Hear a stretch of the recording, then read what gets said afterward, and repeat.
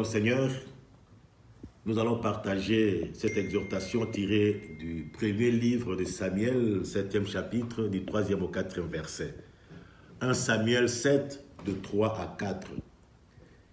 Il est écrit ce qui suit. Samuel dit à toute la maison d'Israël, « Si c'est de tout votre cœur que vous revenez à l'Éternel, ôtez du milieu de vous les dieux étrangers et les Astartés, dirigez votre cœur vers l'Éternel, servez-le lui seul, et il vous délivrera.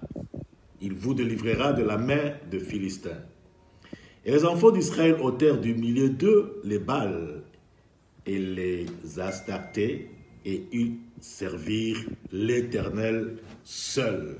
Amen.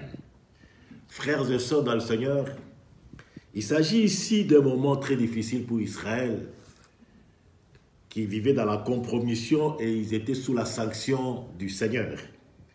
Après la souffrance, ils ont crié vers l'Éternel comme était dans leurs habitudes. Et Dieu, qui termine par la consolation, va parler à travers Samuel, qui était juge à cette époque-là. Samuel leur dit, si vous avez décidé réellement de pouvoir revenir au Seigneur de tout votre cœur, voici ce que vous devez faire. Il dit, ôtez du milieu de vous les dieux étrangers et les Astartés.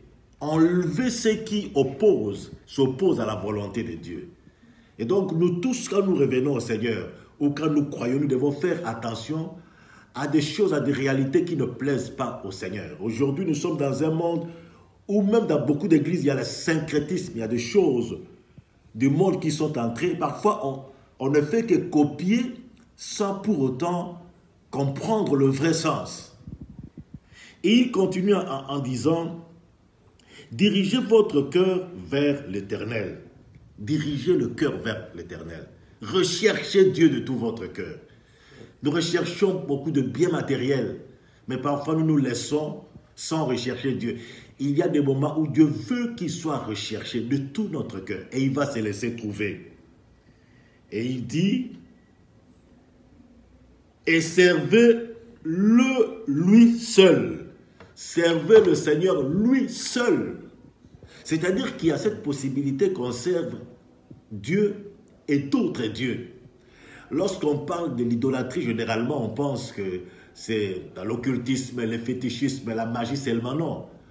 On peut servir Dieu avec une personne humaine qui parfois vous aide beaucoup. À un certain moment, vous ne savez pas faire le choix. Qui a la préséance entre Dieu et la personne en question?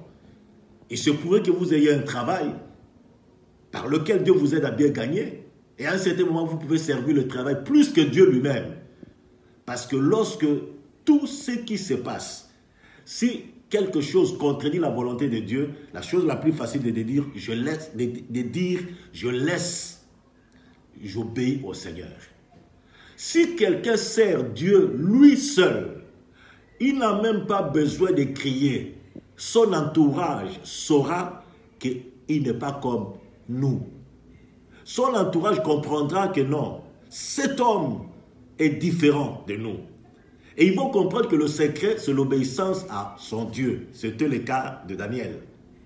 Et donc nous pouvons transformer le monde lorsque nous servons Dieu seul et que nous n'avons pas honte de dire qui nous sommes. Nous n'avons pas honte de dire tout haut notre identité. Je suis chrétien. Je ne fais pas ceci parce que Dieu que je sers refuse que je fasse ça. Ou que je dois faire ceci par obéissance à mon Dieu. Alors Dieu aime des gens comme ça parce que toutes les bénédictions qui viendront seront pour sa gloire. Et tout le monde verra que telle personne est bénie parce qu'il sert le Seigneur. Alors Dieu veut parler aux autres à travers de telles personnes. Parce que quand il va faire de grandes choses, les autres comprendront que c'est à travers son Dieu. Ils voudront eux aussi servir ce Dieu qui est en train de bénir. Est-ce que là où vous êtes entouré, parce que les gens connaissent que vous êtes chrétien, que vous dépendez totalement d'un Dieu et que vous le servez lui seul. Est-ce que l'entourage sait que tous ceux qui s'opposent à la volonté de Dieu, tu ne peux pas faire ça. Quand quelque chose s'oppose à la volonté de Dieu, ils doivent savoir que lui ne va pas adhérer à ça. Alors en ces moments, Dieu va agir. et les autres pourront venir au Seigneur. Sans même que tu parles, ton témoignage parle mieux que tes paroles. Au nom de Jésus-Christ. Amen.